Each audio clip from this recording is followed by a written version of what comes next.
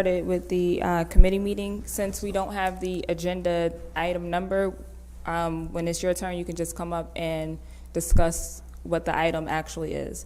And I don't know if Jen Tiff comes over in the meantime, then we'll adjust. But first, we'll start with Owen since he has more of his detailed information. Good morning, councilors. Owen Kearney with the city's planning division. I have recently prepared and submitted legislation for project authorization and bonding for a project that we are working with the Parks Department on in Meacham Park. Some of you are familiar with this project, but just a brief overview. The city was awarded a grant from New York State Department of State to design and construct a project that brings people closer to Onondaga Creek. One of the project areas, as you guys are aware of, I think we talked a few weeks ago about the project out at Onondaga Lake, the Lake Lounge, that's advancing. This is a project obviously at the other end of the city along Onondaga Creek and Seneca Turnpike, kind of in that northwestern corner of Meacham Park, right where there's a little public art statue there with the fish. It's right in that general vicinity. It's a project that we have been working on the design on for over a year. It's essentially a pavilion area with some walking trails leading back into the park, to the parking lot right there at Meacham. It's going to have a covered area with seating, basically a more of a passive recreational area. That's a very active park, as you guys are aware.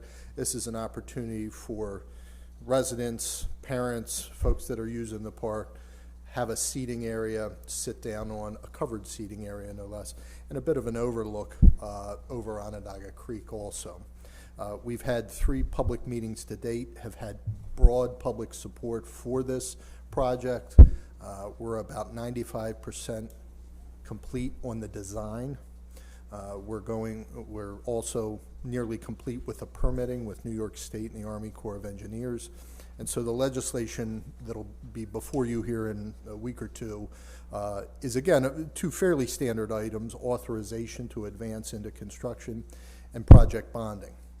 We do not intend to use the bonding authorization. Again, this is something that the city will ultimately pay the contractors and seek reimbursement for 100% of those costs from New York State via the grant.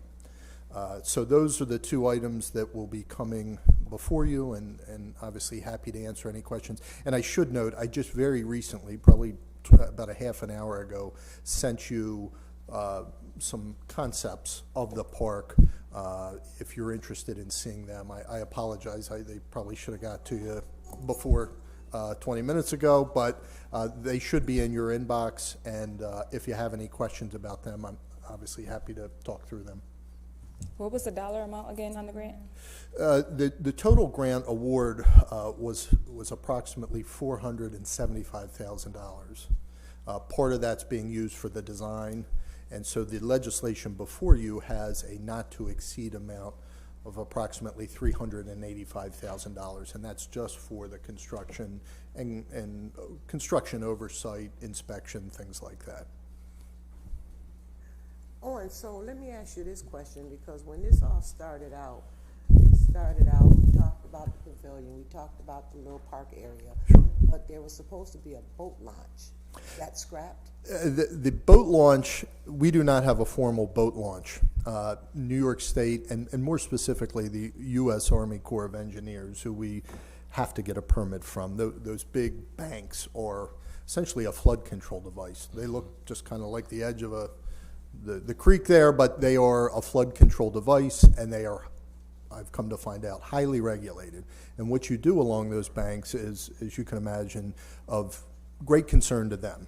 They did not agree to allow the city to put a formal launch, meaning a platform with something that you can drop a kayak in. What we have done, and you'll see on those concepts, is basically grading a path down to the edge of the creek.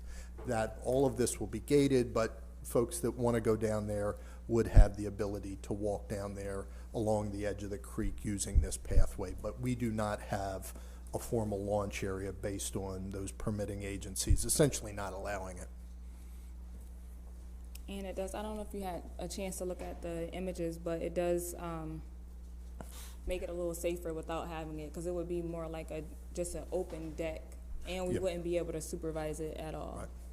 Right, it's fully fenced off, there's railings along the front. You know, we really designing this, we met with both folks from Elms, the school right down there, that are interested in using this for science and just relatively outdoor teaching. One of the big things they said were safety and a covered pavilion. They say a lot of places we go, you know, it's kind of weather dependent, where this is something that we could, if it is raining, you know, most likely they'd be out in the fall or the spring, but if it's raining, we could essentially get a classroom of students under this covered area. So that was one of the big things we did talk to them about. How similar is this, and I don't know if you mentioned it, how similar is this to, or would it be to the outdoor classroom in Kirk Park? Similar, I think this will be, that, as you know, is also along the creek. It's raised up above. It has a lot of signage about the plants and the wildlife. This is going to be pulled back a little bit from the edge of the creek. It's going to be a little bit larger. It's going to have that covered pavilion. It is going to have some walking trails, again, back to the parking lot, to Seneca Turnpike. We see this as not only complementing those active recreational uses, football, lacrosse, I mean, you name baseball, everything else they're playing down in the park, but also to working with some of the business owners across the street, the two ice cream restaurants, I guess I consider them ice cream, but now restaurant, Gannon's, Arctic Isle, folks like that, the Cecil Center. We see this as a natural place for people that kind of walking across the street, having that outdoor seating area by the creek, by the fields, by those tennis courts, and just another amenity in the park that's really not there today. Right. Did we ever come to a conclusion on like permitting, like if you want to rent the pavilion out, are we gonna add that to our parks department? So I have been working with Parks very closely on this, particularly just the maintenance, and really the day-to-day maintenance is largely just mowing in and around this area, which they're already doing. But if there is maintenance to the structure, there is going to be lights in the structure. That would be the city's responsibility. To answer your question, this will be essentially open dusk to dawn, much like the park. And we wouldn't be, at this point, be booking it for reservations. I know in some spots, some of the larger picnic spots, they do that. This will be kind of first come, first serve. I think it'll get a lot of use because of the softball games and baseball games there. You know, families often come to watch, you know, either dad or mom play, and then they, you know, if the kids want to go over there and have something to eat or anything like that, I think it's a great idea. You're talking about right adjacent to the bridge, more or less? That's exactly near right. the tennis courts and all that? From here to the rear of the chambers is from here to the door, or excuse me, the bridge at Seneca Turnpike. Because the Army Corps of Engineers, they did a lot of work back in the 50s and 60s. Yep. Because the original creek bed, I believe, was just to the west. Yep. Before they did all that change there. The old maps, right now it's a straight shot. If you stand on the bridge, you can look in both directions. It went like this, and not all that terribly long ago, like you said, 40s, 50s, 60s. So,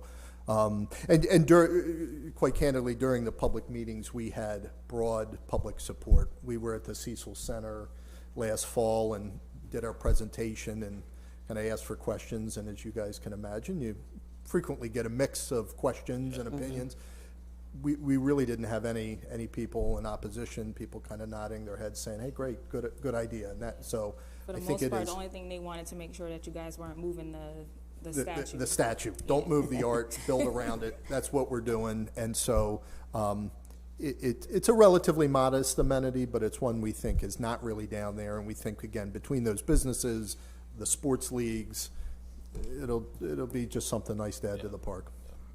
So the $470, the grant will cover the total amount of the project. That's correct. And Both design and construction, that's right. correct. So when we have these kind of projects, there's always those unknown factors that may or may not, but there could be, Yes. increase the total amount of the project. Yep. Do you have a plan of how to absorb those if indeed it would happen? We have built in a contingency as part of the construction cost, that, we've designed this to a certain amount, which, we're gonna go out to bid, so I'm not withholding that amount, but don't want to necessarily identify exactly what that ceiling is.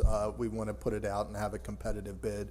But in addition to that not to exceed amount, we do have a small contingency that would cover cost overruns and things like If that. anything should- Again, to a certain point, no, we would just have to elect not to do something if it went beyond that. Okay, well, that's We fine. don't have other funds budgeted for that, so that's something we would work with the contractor to say, that has to be a deduction. We can't add that. Okay. It's all about keeping it within that budget. Okay. Any further questions or comments? Okay. Thank you, All right, Counselor. thank you. We'll be talking, Owen. All right, next we'll have Michelle.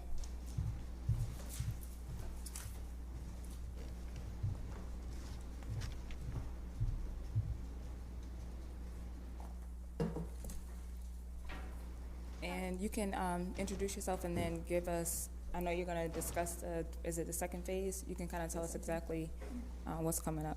Afternoon, Michelle Sapansky, Director of Housing and Neighborhood Planning and Neighborhood and Business Development.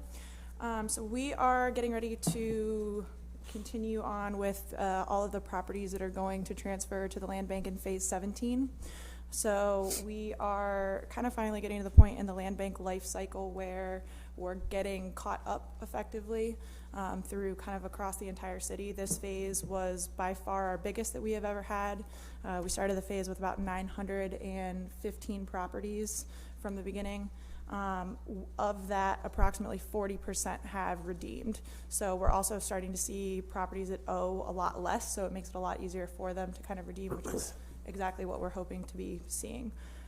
So of the owner occupants that are currently left in the phase, 85% of them owe less than $10,000, and around 40% of them owe less than $5,000. So it makes it a lot more attainable for them to kind of get into some of the programs that we have available through the tax trust. So prior to all of these properties coming before you on the next vote list, we've taken a number of steps that we go through. All of the properties get written correspondence from our office notifying them that they're going to be transferred or that they're going to before the council for a vote. All of the owner occupants are specifically targeted for a foreclosure prevention workshop. So of the owner occupants that were in the phase, there was about 53 that attended that this time around. So we're kind of now at the point where we're going to be going through the general process, as many of you have kind of seen before. The one thing that we will be sort of deviating from a little bit is within the way that we are packaging properties for presentation to the council. In the past, the way that we have done this is sort of to start with all vacant residential properties and then go through rental occupied properties or occupied commercial properties and then saving the owner occupants for last. We are still going to be saving the owner occupants for last to kind of maximize the amount of time that we can be doing phone call and door-to-door outreach to try to get a hold of those people and make sure that they know what's happening and that they can become eligible for the programs that we offer. But the one thing that we're going to be doing kind of differently with the rest of the properties is trying to organize them into more specific categories. So this first list that's going to be coming before you on March 2nd is all properties that have had really extensive codes histories. They have a lot of outstanding judgments. They appear to be 23 different properties that are owned by like 17 different owners, but they're really actually owned by about 5 different owners. And a lot of that is just kind of, I think in the process of me going through and putting together all of those vote lists, you see time and time again, it's the same person that's owning a ton of property that they just keep coming again and again. And I think it's really difficult to really see that in the way that the lists have kind of been presented in the past. So that's all going to be kind of outlined for you when I send out the list via email prior to the study session. I'll have kind of a little bit more of a specific memo outlining what is exactly the theme of the vote. And then eventually we're going to get to a point where it's just kind of, they're more one-offs. And How many you said? On So this one, 23? on this next upcoming vote list for March 2nd, there's about 23 properties. 23, okay. So we might also see kind of as a result of that, the numbers that we're presenting shift a little bit, just for kind of ease of getting everything that is of a similar type all at once. So like an example of that would be, there's about 44 properties that are vacant lots that were specifically requested by adjacent owner occupants from the land bank that they would like to be using them as side lots. So rather than kind of mixing those in randomly throughout the whole vote cycle, just get them through all at once, so. Okay. Any questions? Just whether it's in, I'm assuming by your explanation, this round that's coming on the next voting list are all lots with structures on them, correct? For the most part, with the exception of those 44 that were specifically requested. You said of the, 44 that was specifically requested. There's only 44 properties that do not have structures on them. They're vacant lots. 44 in total, you're There's saying? 44 vacant lots in total, yes. Requested by who? The land bank, Yeah. specifically as part of, because there's adjacent owner occupants or there's, Yeah, we're not, so this is exactly what the problem is, because the land bank seems to struggle with hearing this part. Part of the push, and this is relative to this new effort for the developing of 200 homes, for example, in the city, is to prevent the sale of properties for side lots and to further squander our resources, and the land bank doesn't seem to get the message. But maybe we'll deal with them during the budget session, but I would prefer that the city not sell them any vacant lot anymore. Yeah, not if they're planning on giving them to someone for a Not side doing no more lot. side lots. yeah, and I should clarify, they're not all explicitly just for side lots. There are several of them that are on blocks that we're looking at targeting for infill construction too. Yeah, And I'm happy to kind of give you a specific outline of where they're at when we get to that point, if that's Speaking helpful. for me, my preference is that we don't sell them anything. The city could perfectly hold on to any vacant lot and sell it to a developer themselves. So if home headquarters or whoever is a part of this process of developing homes, why have a third party involved where we got to wait for them to vote and make a decision? And it may be a decision contrary to the wishes of, what's preferred here at City Hall. I'd rather the city sit on that themselves and sell it directly to whoever developing it. I am not in any way trustful, and I think this has been public knowledge for a long time of the land bank's handling of vacant properties in the city. And Caitlin knows this. And no matter how many times we talk to them and they act as if they understand, they still sell buildable lots, for side yards, or they'll split them between, two properties. We don't live in a suburb. We live in an urban setting. We need more structures. We need to improve our tax base, which is the reason why, and this is not your fault, let me be clear, but this is the reason why the land bank was created, was to help improve our land base, not to cripple it. And so we have to be a little bit more discriminative in what we sell them. Vacant structures they don't need. That's, and that wasn't their purpose anyway. It's not why they were created. Hogan, you were here. Yeah. You're also on the land bank board, but you were here. In fact, I chaired the meeting this morning where we transferred about 30 properties to different folks that are going to rehab them, and virtually in almost every district in the city, council district in the city, but particularly one real interesting property on Salina Street. I think that Councilor Allen's met with the people. We're going to turn it into a dental laboratory, which is really an interesting project. So I agree with you as far as the vacant lots go, but, I guess it's just a determination, according to zoning, if some of these vacant lots can be used for housing. Yeah, and I apologize, I should have specified the majority of them that are included are also lots that are non-buildable. So I'm happy to include kind of those dimensions, and again, that's obviously The up to problem your with the discretion. buildable thing is that was a Stephanie Minor policy. It's not a law. So what's buildable and what's not is debatable. If it's big enough for a house and enough for sidewalks in between on either side of the house, then it's buildable. I don't agree with the whole suburb. Again, I think that was a bad policy because we're not actively or effectively using the land. They all of a sudden made a lot that's buildable, this gigantic size, when prior to that, It had a house. yeah, it had a house on it. Right. So I'm just not, I'm speaking for me, but I'm making no secret. I'm gonna fight you if you think anything differently. I'm just being honest about it. That we have to do better with vacant lots, and I would prefer that we not sell them anything that doesn't have a structure on it. That's my position. And I'm going to go back, and I have to agree with Councilor Bay, because we're talking about strengthening our tax base in the city. And when you say not buildable, the lot next door to me is deemed not buildable, but a house came off of it, because I watched it come off. So anyway, I just want to go back a little bit when you said that the next round is going to be owner occupied. No, the owner occupants will be last.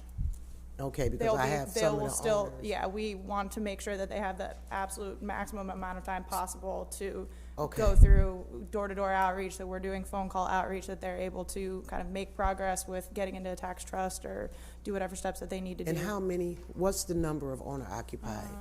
Hold on, I have it in front of me here. There was a total of 328 that were in this phase, so about a third of the properties that were in this phase were owner occupied. And about half of those have redeemed, so there's only 166 that are left of that initial batch.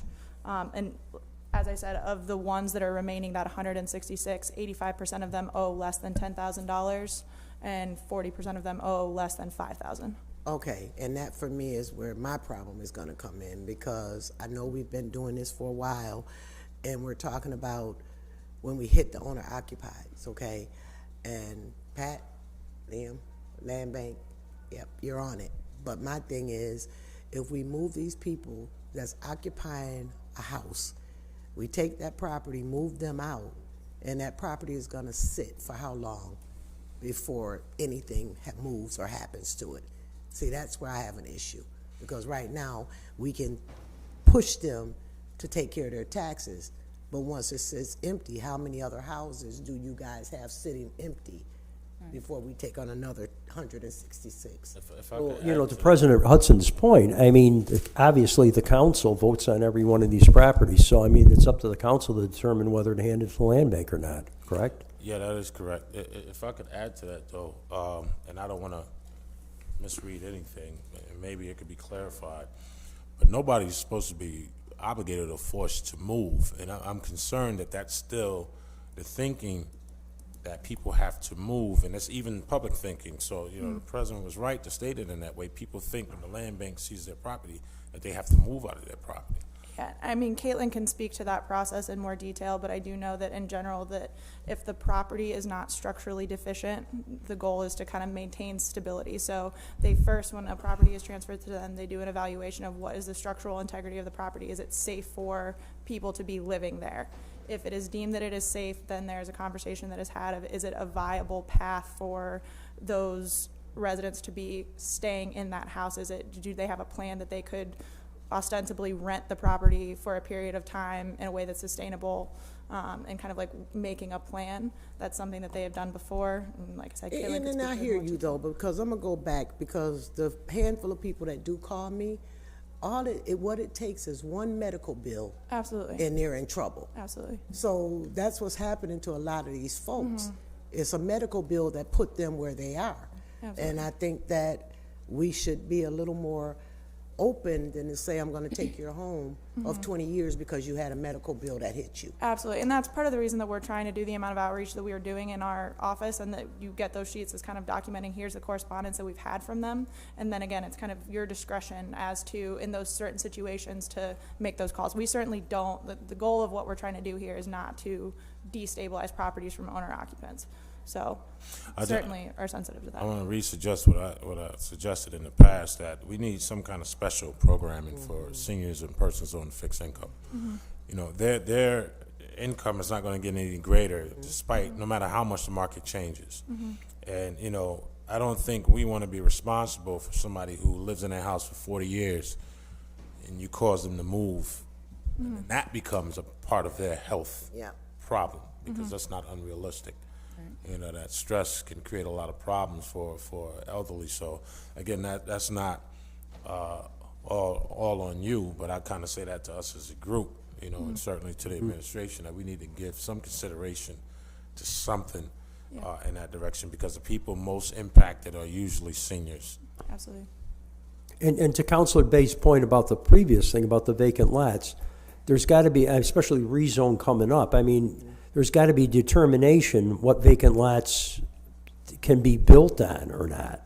I mean, and if you could relay that information to us, then we can make a determination whether to transfer to the land bank or not. I mean, you know, as Councilor Bay and Councilor Hudson realized, I was originally a big critic of the land bank. In fact, I voted against the land bank legislation. And now I'm a member. I've just seen the positive things that has happened because of the land bank, and especially now with rebuild. You know, all the houses are going to be built. I mean, obviously, the land bank's amassed a lot of this property that we're going to use. But I think he's got Councilor Bay has a good point as far as if we determine some of these vacant lots can be rebuilt upon, you know. But I mean, but that's a lot up to the rezone. I don't know how a rezone's going to handle that. Do we know? No, not really. Yeah, No. I can't speak to that. The number that we've been operating with as we've been doing analysis for infill sites that we've gotten from Housing Visions and Home Headquarters is at least 40 feet frontage by 100 feet depth. See, and I would submit that what President Hudson said is a lot of those properties probably had houses less than 40 feet frontage. So, I mean, what is the determining factors? Or some sort of state or federal? No. It's just up to us, right? Correct. And voting on We're gonna have rezone, to so. determine Control that. zoning here on the We'll have ground. to. Okay, That's why I said that policy changed on a minor. That's where it came from. You know, and zoning is a local responsibility, so the state don't impact our zoning, the feds don't impact our zoning. We make those decisions here. because it's almost like counterproductive. I mean, we're talking about denser neighborhoods, denser housing all the way through, and now we're stuck with that 40 feet, so. Too bad Owen left. But that's not Where'd he your go? And part of it, Counselor, is the parking requirements, which they've been working to reduce, but that's part of the reason why it was there, is that they determined, okay, need a driveway, need a garage for it to be viable, but that neighborhood was built without it, so. Yeah. I live in a neighborhood that was created before anybody had a car. Right. And there's no driveways on Tipperary Hill practically, so I'm okay with it. Well, and you know, that's a good point, but a lot of those demolitions had driveways as well, and they're now calling those lots no longer buildable. You know, so that's just a simple policy change. Prior to that, you had Tom Young and Driscoll and Bernardi. They had a policy. I don't know who to put the blame on that made us try to make us look like a suburb. That didn't work. You know, and now it's this whole move back to urbanism and density, but we can't do that. And especially in a city that can't seem to figure out a way to fix its tax base, we can't continue to squander it, you know, so. And not to mention, you had whole blocks, like Councilor Bay said. We didn't necessarily have a driveway. I didn't even have sidewalks. Close that door. So, I mean, how do you say it's not buildable because you have to put a garage? You have a whole city, a whole street that never had garages. They just had driveways and no sidewalks. So, And to that point too, I mean, the goal of all of us, right, is to make the economy better and then improve our neighborhoods. And then when that happens, housing's gonna get more expensive, and you fix that by building more houses. And if you have more lots to do that, it makes the neighborhood better, so. Exactly. Yeah. So what we'll do going forward, especially with the owner occupies, since you said the number has went down to 166, right? That's all you have on there. And what would be so how many more months do they have? Because I'm assuming you guys sent out like the last letters. It depends on how many kind of these lists that we're doing and how many we're getting through on a given vote list, but I would imagine that it would be at least the summertime. Okay, but you'll still, from now until then, you're still doing your outreach, Absolutely. your door-to-door, and Absolutely. letters going out. Okay. And if you can, periodically, can you just give us an update on that, the 166, to see if some of them went down? Okay, and then the second thing, the discussion was heavily on the land bank, but I know we do have a meeting coming up with them, so a lot of those questions we'll ask them at that meeting. But where was it? There was something else that you said. Oh, the side lots. So what we'll do is I'll reach out to Caitlin personally and just let her know that we don't want to do any of the side lots anymore. So I'll send her that message, and if you can send us a list of, do you know the lots that she wanted to give Yeah. out to the side lots? Yeah. Can you send that to us as well? Yep. Okay. Let And then me- we'll have that discussion with her as far as the side lots for sale. But let me be clear though, because, and I want to use the council president and Councilor Hogan and even Jim Conroy as my witnesses.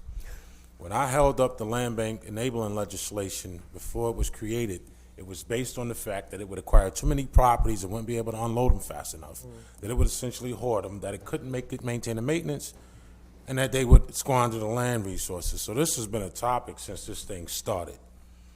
You know, the land bank is not who we talk to about the property, it's the city. The city is a foreclosing agent. Don't sell it to them. That's how you solve the problem. They've been a part of this discussion since the beginning and haven't listened yet. So I'm not interested in hearing Caitlin's response, with all due respect, about what she will consider or what they'll think about. We just don't give it to them. That's how you get control over the situation. You can't sell what you don't have. And we just got to be a bit more responsible in that respect. I'm not leaving that to nobody's judgment, who in my opinion has made bad judgments since they started. All right. And that's not for you. You just happen to be sitting there. But we have to realize the caveat that when we don't sell those vacant lots become our, basically, we're the ones that are going to be getting the calls about the vacant lots. Yeah, we being get the cleaned calls and all anyway. that. Nobody else gets the calls, even when the land bank owner. You're absolutely right, Counselor. So, but let's be clear. Because we don't sell to somebody who's not doing what we want them to do with it, doesn't mean that we won't get what we want done with them. I agree Right? with So you. if home headquarters as an agency has been screaming for the longest, let us build new construction, we now have an administration that say, okay, let's do new construction. They're perfectly capable. Let them pick what they want and build, and whoever else is involved in the project, let them pick what they want.